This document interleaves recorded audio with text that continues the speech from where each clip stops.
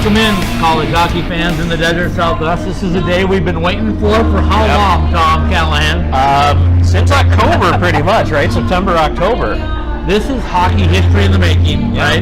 The Arizona State Sun Devils are going to find out in a little more than an hour where they're playing their first ever NCAA regional hockey tournament game. You know, it's an exciting time for the program right now, Scott. As you mentioned, it is history. First tournament berth. A lot of firsts this year for this team that we've mentioned. You know, first time they were ranked. First time they broke in for a while into the top 10 in the Bearwise. So a lot of big things for this team this year. They had a couple of players who definitely deserve mention for the Richter Award, and Joey DeCord and Hobie Baker, Johnny Walker. They're on the map now. And so I think that this is just another step in what's been a tremendous season. Well, you can hear the noise behind me. Yep. We're out here at College Bar and Grill right on the corner of Rio Salado and College Avenue in Tempe, right on the campus of ASU. You're going to be leaving me shortly, going up to the private party for the team and players and coaches, bringing us some live reaction that we're going to put out on YouTube Live shortly after the announcement, probably in the 4:30 range, but stick with us all along so you can find out where we're at and what we're doing. We talked about the history part of it, but these guys aren't just squeaking their way into the national tournament, right? They're number 10 in the Bearwise right now. They're going to enter this tournament as a number 3 seed somewhere. We're not sure if it's Fargo, North Dakota, Manchester, New Hampshire, Providence, Rhode Island, or the latest words were Allentown, Pennsylvania. So nobody will know anything for another hour or so, and then all of a sudden everybody's going to start making plans to get to wherever it's at. Yeah, hurry up and make your travel plans. It's going to be just you better be prepared, I guess is a way to say. You better have hotel bookings in a lot of different cities and flights ready to go, and it's going to be a bit of a scramble to get there, but it'll be a fun one. Let's break this down real quick about how the hockey tournament is done. It's 16 teams out of the 60 that play in the NCAA. So they're going to have 4 regionals. They're going to have a number 1 seed through a number 4 seed in each regional. As I said earlier, Arizona State's going to come in more than likely as a 3 seed, which means they will play a 2 seed, right? Right.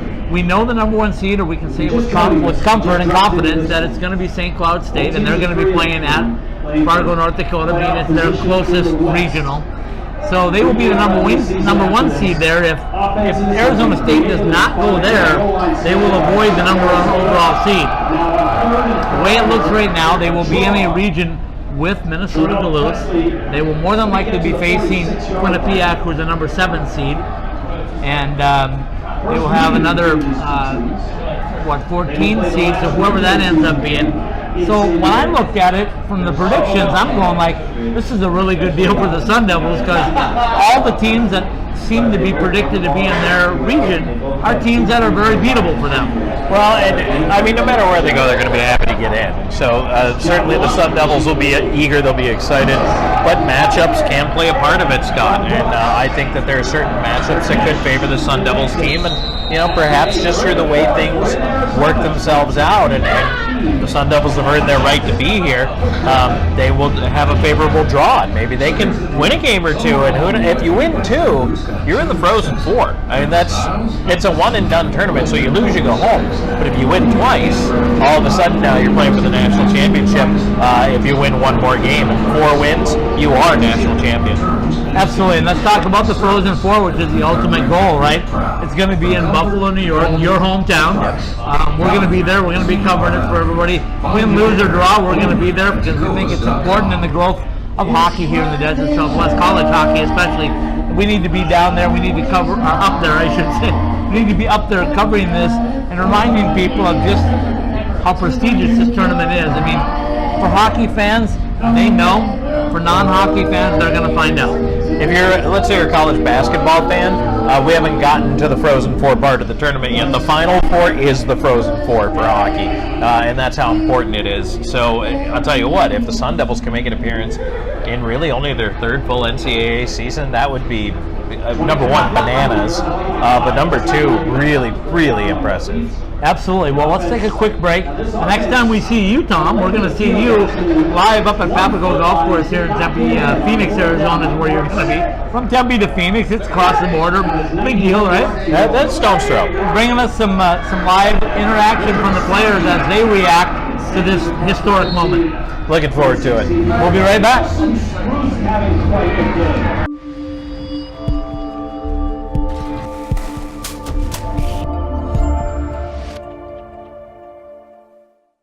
All right, Frank Ferrara joining us. Frank, first of all, congratulations. Thank you. It's a tremendous day for ASU hockey. Talk a little bit, sure and maybe is. ASU athletics. Talk about that. Well, this is a special day indeed in our history. Obviously, this is we started this program's our third full year of D1 competition, so an exciting time. And for me, I'm just happy for our athletes, in particular our seniors who have seen. Been through, as Power said, they've seen that they've been through the hard times and have certainly taken their lumps in building the program to where it is today. And to see guys like Anthony Croston, Dylan, Jack Rowe, Jacob, and Clifford, have a chance to play in an NCAA tournament means the world to me. You know, this event here, not every team does something like this in 3 years. And you bring in not only the kids who were there before and helped build this program, Right. but season ticket holders and all kinds of people who are important to this program. Sure. Why was it important to do it that way? Because this is a family. This is one of the things that we're trying to do is to show that this is one big family. Everybody has to be working together to make this done the right way. So the way we run this, hockey. We always said hockey is not the only thing we're doing here. We're running this like a business, and it takes a village. It takes our donors, our players. I work hand in hand with our ticket guys, with our development people, Kirby Mills, Mike Mateen, and folks to make sure that we put on a special event. We're trying to build a sport here. All right, this is something that is that's going to be different and unique, and we want to make sure that everyone is involved. They've supported us for a long time, and they deserve to have a day like today. Coach Powers does say a lot, and I know other coaches have said to me, hey, Sure. I talked to Coach Powers about how I might take my ACHA D1 program or even D2 program. How do we get to NCAA? What does that mean to you that you guys are that shining example right now to programs that want to do this? We're the pioneers, so there's a lot of eyes on us for sure. Trying to build, and I've said this many times before, this is a great sport. We have terrific brands, exciting product. The quality of play is phenomenal. It's only getting better. But it's the best kept secret in collegiate athletics. It's something that the folks in Minnesota, the folks in Michigan, Massachusetts, and New York have known for a long time. But we have to grow this. If we truly want to maximize what this sport can be, we have to be willing to grow this to non-traditional markets. So I understand that there's a lot of eyes on our program, and quite honestly, that's something that we embrace and welcome. For other programs out in non-traditional markets, out west, southwest, so be it. They could get a chance to see what we're doing here and understand that hockey is worthwhile and can be successful in a non-traditional market. How important is this tournament berth? Oh, it's a step in the process. This was a big day. We're happy, but we also know we're not done yet. The next important game in our history is always going to be the next one. And so right now our focus is going to be on Quinnipiac next Saturday, and that's where we're going to put all of our efforts in. So now what does it mean for your side of the coin? I mean, I know a lot of folks are like, oh, players practice, coaches coach, they look at tape, but what are you guys doing to get this team So we there? have to make sure we're handling the logistics of making sure that we get everybody there and rested and put them in the best position to compete and be ready. So you might have heard us more, myself and our director of operations, Adam Blasi, figuring out exactly how we're going to make those logistics work. They're not all done yet, but by the time we go to sleep tonight, we'll have it all figured out. So how much pre-planning went into that? Well, we'll see. We knew we were going. We had a couple of weeks of knowing that we were going to be in. We know that. I can't say we knew we were going to be in Allentown. If you look at all of the various blogs, they think they put us in all 4 regionals over the last 4 weeks, but Allentown it is, and we had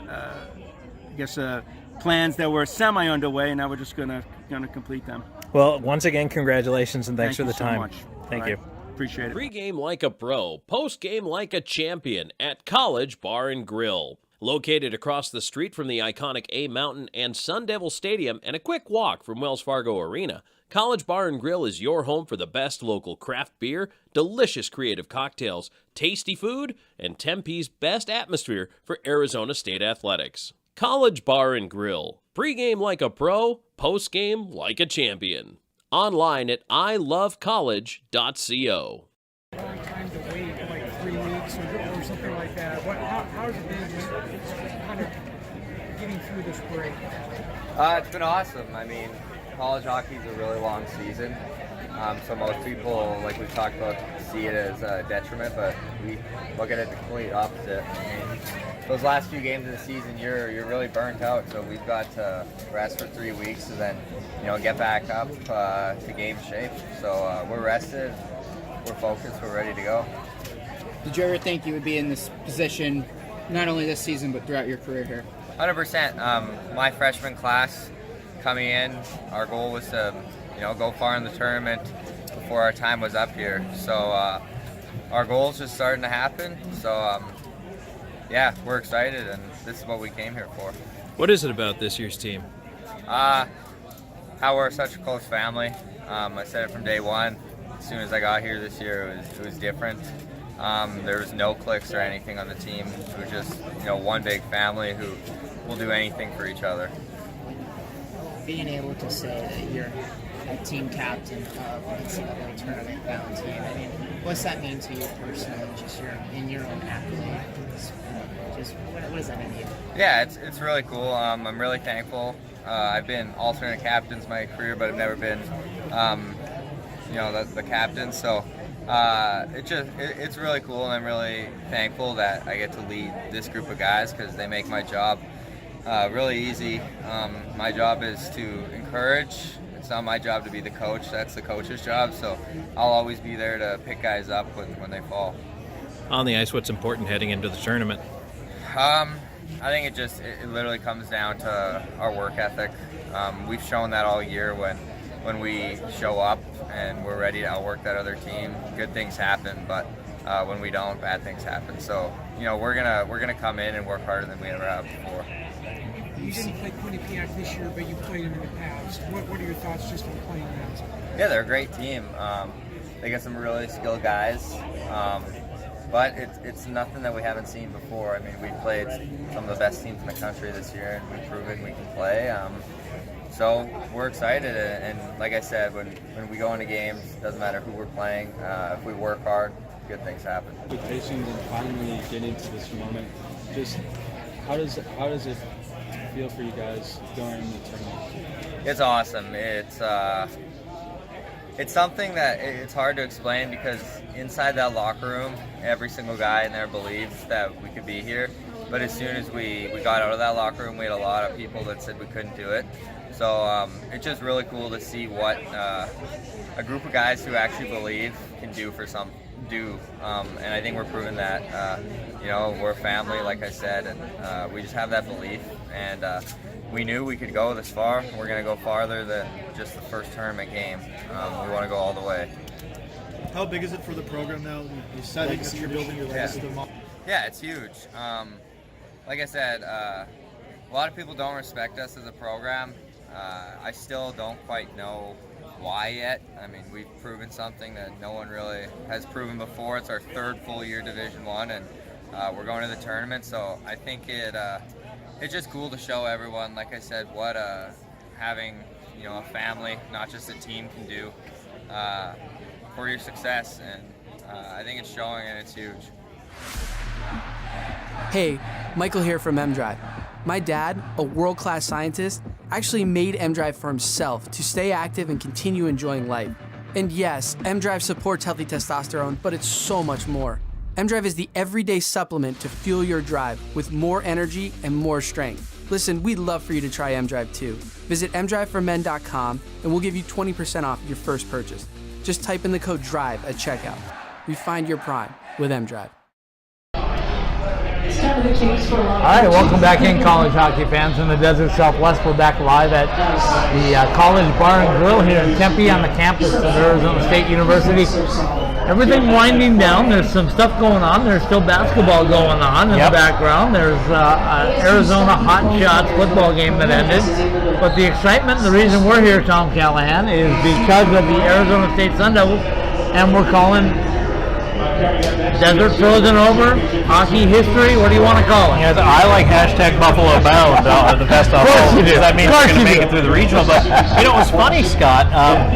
As we went through the selection show, they were the last team announced, and I mean, for the most part, everybody knew they were in. But there were a couple times I was watching some of the guys, and they were giving it the old right. Knowing they weren't in yet, but. We kind of had heard in recent days they were probably going to Allentown as the number 3 seed against Quinnipiac, and that's what happened.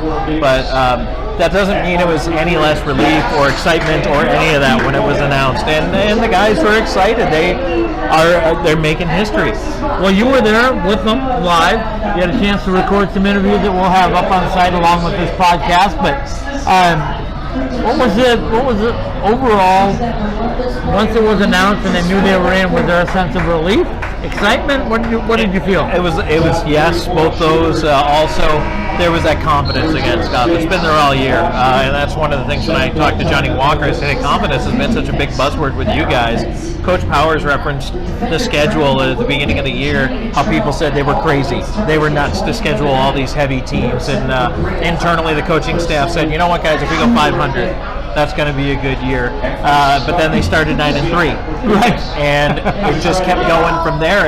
And along the way, you could see him saying to himself, oh, okay, all right, okay. And it just kept building. And one of the questions asked of Coach was, when did you know you had something special? And believe it or not, he went all the way back to the Ohio State series. Did he really? He said, in the room after that series, it wasn't the, well, glad we just hung in there kind of mood or attitude. He said guys were genuinely upset that they lost and they felt they should have won. He said that was the difference, and that's been the turning point. And since then, we've seen what this program's done all year long.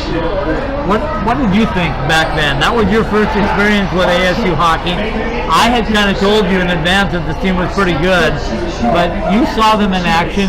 Were you feeling that same way, and did you get that sense from the guys afterwards? I was surprised they did as well as they did against Ohio State, not knowing anything about these guys really coming into it or their, what their college hockey compete level was going to be, because they had 5 freshmen, that were coming in that were going to be major players, and that's really hard for a team to get 5 freshmen in and make stuff happen. Right. To know that there's a transition with the upperclassmen, and some of whom, Scott, didn't get to finish out on this team. Those freshmen bumped them out of starting roles or what have you. So I was curious as to what it was going to be like. I knew it was going to be a year of growing pains, and there have been some, but I've been genuinely impressed. Where that first weekend to where they are now, I've been made into a believer for Arizona State Sun Devil D1 hockey.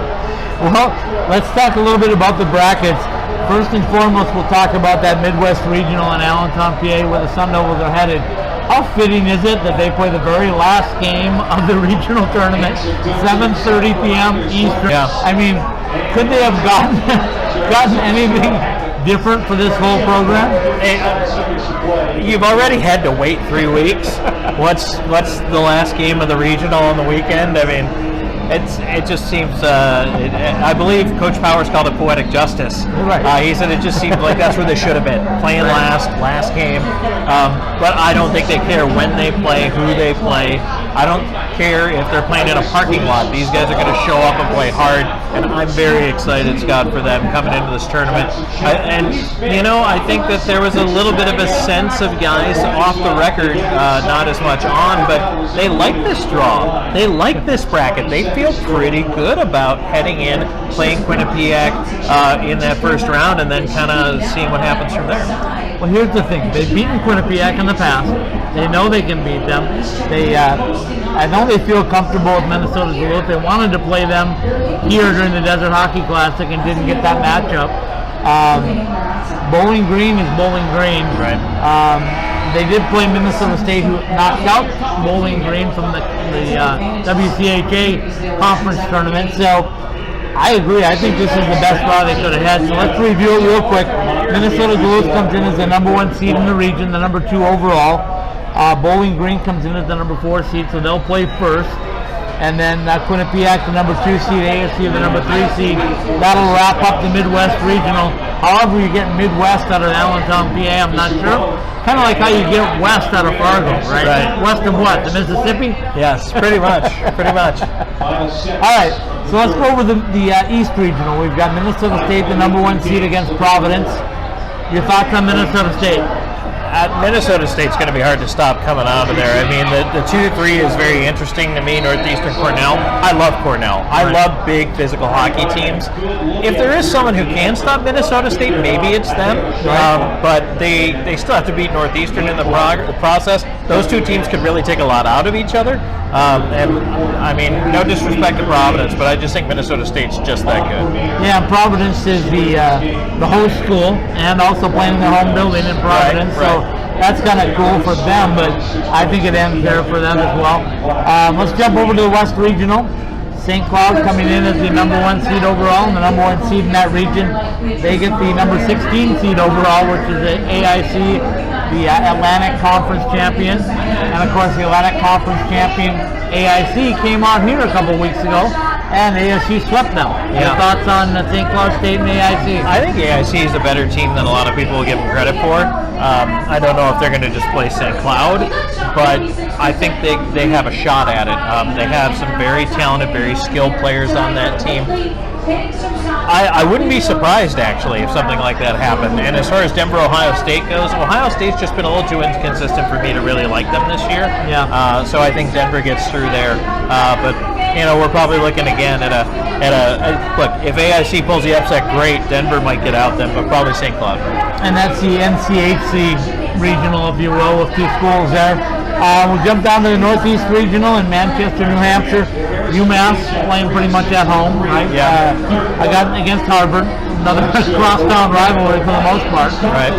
And then Clarkson and Notre Dame. Your thoughts on that regional? I kind of like Clarkson, and again, the big physical team. Clarkson's second half of the year has been so much better than how they started. I think they've really put it together. They've become a much better hockey team. I like them coming out of that part of the bracket. You know, and it's interesting you say that because we Arizona State faced Clarkson right here during the Desert Classic, and it was a tough game. It was a game that a lot of people say Arizona State may have overlooked Clarkson. Didn't think they were the team, and Clarkson actually came in as the lowest seeded team in the highest seeded team, lowest, highest, whatever. The number next to them was the biggest. Right. There we go.